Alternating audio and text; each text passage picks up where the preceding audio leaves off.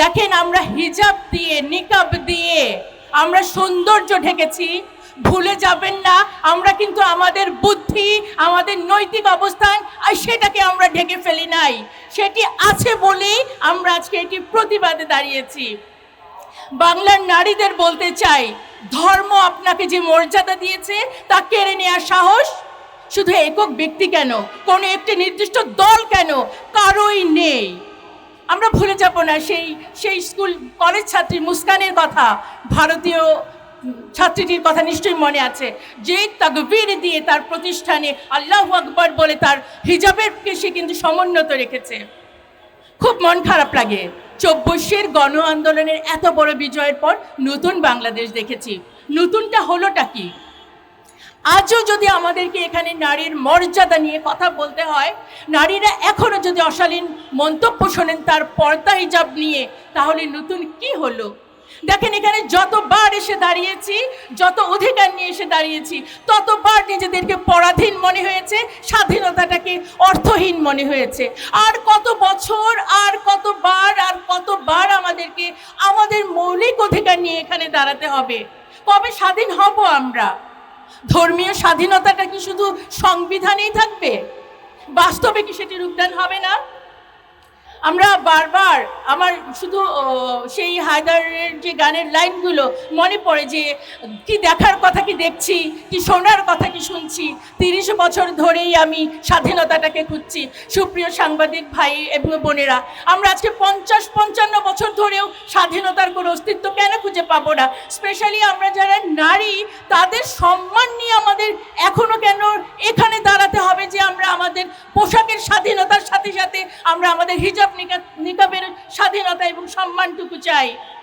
তাই খুব স্পষ্টভাবে বলতে চাই, এখন যারা সরকারে আছেন এবং ভবিষ্যতে যারা সরকারে আসবেন, আমি খুব ক্যাটাগরিক্যালি বলছি, যারা ভবিষ্যতে সরকারে আসবেন, মনে রাখবেন, হাদির হত্যার বিচার যতক্ষণ পর্যন্ত না হবে, যেমনিভাবে আন্দোলন চলবে, আমাদের নারীদের অধিকার, সম্মান, মর্যাদা নিয়ে আপনারা যতক্ষণে নিশ্চিত অবস্থানে না যাবেন এবং যারা কুরুচিপূর্ণ মন্তব্য করবে, অসম্মান করবে, প্রকৃত শাস্তির ব্যবস্থা না করবেন, আমাদের এই আন্দোলন কিন্তু চলতেই থাকবে। কিন্তু আমি মা বোনদেরকে বলতে চাই, আমরা আমাদের শক্তিতে বলিয়ান হয়ে, আমাদেরকে ধর্মীয় শক্তিতে বলিয়ান হয়ে শুধুমাত্র কিছু সংখ্যক মানুষের কুরুচিপূর্ণ কথা, বক্তব্যকে ভয় পেয়ে আমরা কিন্তু চলে যাব না। ইনশাল্লাহ আমরা আন্দোলনের মাধ্যমেই আমাদের অধিকার, আমাদের মর্যাদাকে উদ্ধার করে আনবো ইনশাল্লাহ। প্রত্যেক নাগরিকের নিজ নিজ পছন্দ মতো ধর্মীয় পোশাক, নিকাব বা হিজাব পরিধান করার পূর্ণ অধিকার রয়েছে। এই সাংবিধানিক অধিকার রক্ষা এবং ধর্মীয় পোশাকে বাধা বা কটূক্তিকারী ব্যক্তির বিরুদ্ধে রাষ্ট্রকে কার্যকর পদক্ষেপ নিতে হবে। ৩ নাম্বার, সামাজিক যোগাযোগ মাধ্যমে নিকাব বা পর্দা নিয়ে উদ্দেশ্য প্রণোদিত বিভ্রান্তি ছড়ানো এবং কুরুচিপূর্ণ ট্রল বন্ধ করতে হবে। সাইবার নিরাপত্তা আইনের আওতায় এনে অপরাধীদের চিহ্নিত করে দ্রুত বিচারের আওতায় আনতে হবে। ৪, শিক্ষা প্রতিষ্ঠান, কর্মস্থল এবং জনসমাগম স্থলে নিকাব পরিহিত নারীদের যাতে কোনো ধরনের বৈষম্য, হেনস্থা বা বুলিংয়ের শিকার হতে না হয়, তা সংশ্লিষ্ট কর্তৃপক্ষকে নিশ্চিত করতে হবে। ৫, ধর্মীয় পর্দার সঠিক বিধান এবং ধর্মীয় পোশাকের গুরুত্ব সম্পর্কে জনসচেতনতা তৈরিতে গণমাধ্যম ও ধর্মীয় নেতৃবৃন্দকে দায়িত্বশীল ভূমিকা পালনের আহ্বান জানাচ্ছি। ৬, জনাব মোশাররফ হোসেন ঠাকুরকে কুরুচিপূর্ণ ও বিদ্বেষমূলক মন্তব্যের জন্য জনসমক্ষে নিঃশর্ত ক্ষমা চাইতে হবে এবং অচিরেই তার বক্তব্য প্রত্যাহার করতে হবে। ৭, আমরা একটি সুস্থ, সহনশীল ও বৈষম্যহীন সমাজ গড়তে চাই, যেখানে প্রতিটি মানুষের ধর্মীয় ও ব্যক্তিগত স্বাধীনতা থাকবে সুরক্ষিত। তাই আমরা সকলকে অন্যের বিশ্বাসের প্রতি শ্রদ্ধাশীল থাকা এবং যে কোনো ধরনের বিদ্বেষমূলক বক্তব্য প্রদান থেকে বিরত থাকার উদাত্ত আহ্বান জানাচ্ছি। নারী অধিকার আন্দোলন এবং প্রিয় সাংবাদিক ভাইরা এবং আমার সহযোদ্ধা বোনেরা, আসসালামু আলাইকুম। কিছুদিন আগে জনৈক মোশাররফ হোসেন ঠাকুর নারীর ধর্মীয় পোশাক নিকাব নিয়ে অত্যন্ত অত্যন্ত অবমাননাকর বক্তৃতা রেখেছেন অন এয়ারে। আমরা তার তীব্র প্রতিবাদ জানাচ্ছি। নিকাব নারীদের ধর্মীয় পোশাক, তিনি কুরুচিপূর্ণ এবং বিভ্রান্তিকর মন্তব্য রেখেছেন। তার বক্তব্যে ইসলামের ধর্মীয় বিধান নিকাব বা পর্দা, যা কুরআন দ্বারা স্বীকৃত। কুরআনে আল্লাহ বলেছেন সূরা নূরে, মুসলিম নারীরা যেন তাদের দৃষ্টিকে সংযত করে রাখে, লজ্জাস্থানের হিফাজত করে, তার সৌন্দর্যকে ঢেকে রাখে। কুরআন দ্বারা স্বীকৃত, আর এটি নারীর আত্মপরিচয়ের শামিল। নারীর মুখ তার সৌন্দর্যের আধার, তাই তাকওয়া পরহেজগারী সম্পন্ন নারীরা তাদের মুখকে নিকাব দ্বারা আবৃত করে। তাই সেটি ঢেকে রাখার জন্যই মুসলিম নারীরা নিকাব ব্যবহার করে। এইখানে মোশাররফ ঠাকুর অন্য ধর্মের নিষিদ্ধ কার্যক্রম যারা করে তাদের সাথে তুলনা করে ধর্মীয় অনুভূতিতে আঘাত হেনেছেন। ধর্মীয় অনুভূতির প্রতি অত্যন্ত অত্যন্ত আঘাত হেনেছেন, নারীর মর্যাদার প্রতি আঘাত হেনেছেন তিনি। আমরা জানি প্রাচীনকালে পারস্য সভ্যতা, রোমান সভ্যতা, এমনকি আরবীয় সভ্যতা, এমনকি আমাদের এই খোদ ভারতীয় উপমহাদেশের নারীরা, অভিজাত নারীরা মুখ মাথা সহ সমস্ত শরীর ঢেকে চলতেন, আবৃত করে রাখতেন।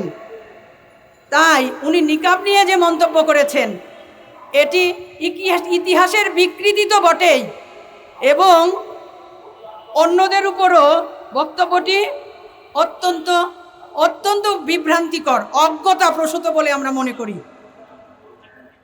আর প্রত্যেকের নিজ ধর্মের বিধান অনুযায়ী, নিজ ধর্মীয় বিধান অনুযায়ী পোশাক পরার অধিকার সংবিধান স্বীকৃত।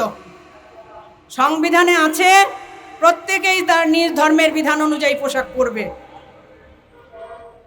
গণতান্ত্রিক দেশ বাংলাদেশ, মুসলিম নারী তার ধর্মের বিধান অনুযায়ী পোশাক পরবেই। আমি মনে করি তার বক্তব্য এই পর্দা বা নিকাব নিয়ে, তার যে বক্তব্য, এটি মুসলিম নারীদের ব্যক্তিগত স্বাধীনতায়, ব্যক্তিগত অধিকারে, সাংবিধানিক অধিকারে হস্তক্ষেপের শামিল। এজন্য আমরা আহ্বান করব তাকে প্রকাশ্যে ক্ষমা চাইতে হবে।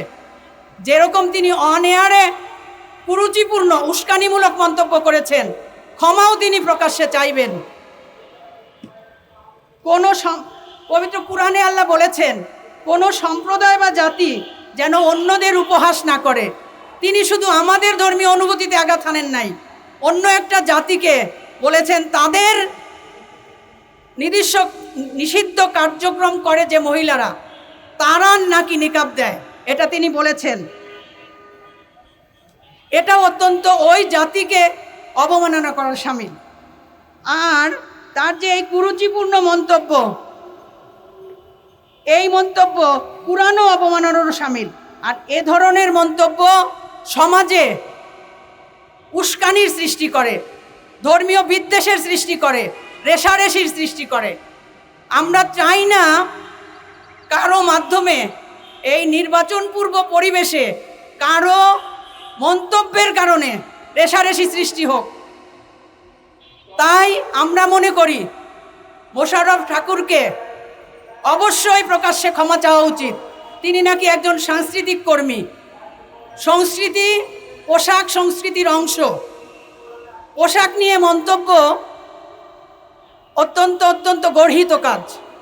তাই আমরা আহ্বান করব তিনি এই কুরুচিপূর্ণ, বিভ্রান্তিকর, উস্কানিমূলক যে মন্তব্য তিনি করেছেন, যে মন্তব্যের দ্বারা বাংলাদেশিদের ভিতরে রেষারেষির সৃষ্টি হবে, এই রকম মন্তব্য প্রত্যাহার করবার জন্য। আর আমি আমাদের দেশের আলেম সমাজকেও আহ্বান জানাচ্ছি, তারা এই যে নিকাব নিয়ে এত নোংরা একটা কথা একজন বললেন, আমাদের দেশের আলেম সমাজ যেন এটার প্রতিবাদ করেন। আলেম সমাজের কাছ থেকে আমরা সেই রকম প্রতিবাদ পাইনি। আমি আহ্বান করব, অনুরোধ করব আলেম সমাজের ভাইদের, তারা যেন এই নোংরা মন্তব্যের অবশ্যই প্রতিবাদ করেন। আর অন্যদের সবাইকে বলছি, আমার আগের বোন বলেছেন যে তাকে আমরা বয়কট করব, তাকে নারীরা, তার আত্মীয় স্বজন, মা বোন যারাই নিকাবধারী তারা প্রত্যেকেই যেন তাকে বয়কট করে। আমি আর আপনাদের প্রতিও আহ্বান জানাচ্ছি, আপনারা এই যে নারীর ধর্মীয় স্বাধীনতা, পোশাকের স্বাধীনতার প্রতি যে হস্তক্ষেপ উনি করলেন, কুরুচিপূর্ণ মন্তব্য উনি করলেন, উস্কানিমূলক মন্তব্য উনি করলেন, এটার বিরুদ্ধে যেন উনি ক্ষমা চান। আসসালামু আলাইকুম ওয়া রাহমাতুল্লাহি ওয়া বারাকাতুহু।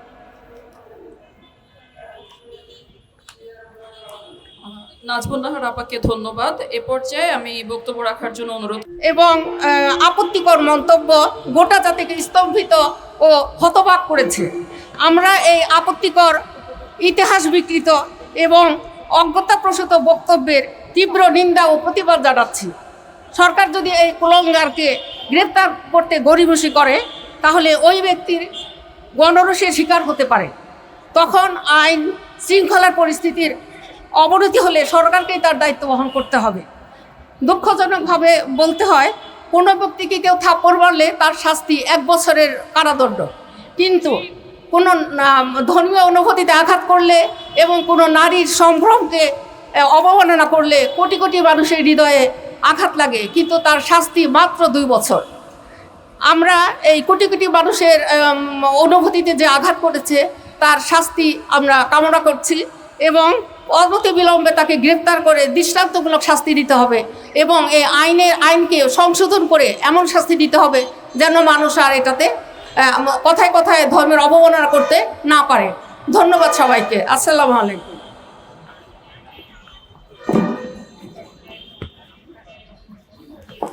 অসংখ্য ধন্যবাদ অ্যাডভোকেট ফাতেমা ইয়াসমিন মহুয়াকে। উনি আইনের একটি ধারা তুলে ধরেছেন।